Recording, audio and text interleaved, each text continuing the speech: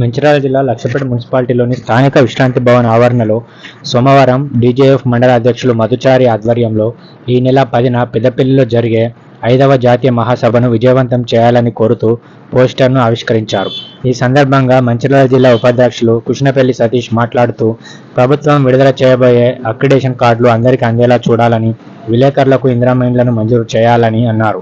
అలాగే ప్రతి ఒక్కరికి హెల్త్ కార్డులను ఇవ్వాలని, విలేకరుల పిల్లలు చదివే పాఠశాలలో అక్రిడేషన్తో కార్డులతో సంబంధం లేకుండా ఫీజులతో పూర్తి రాయితీ ఇవ్వాలని కోరారు.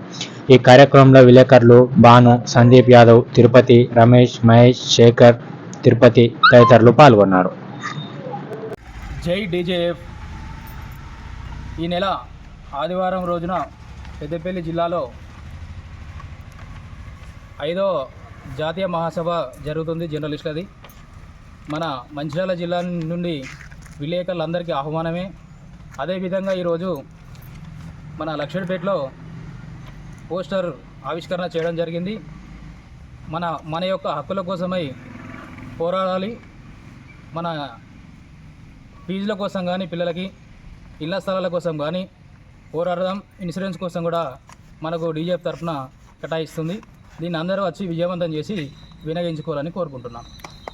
జై డీజేఎఫ్.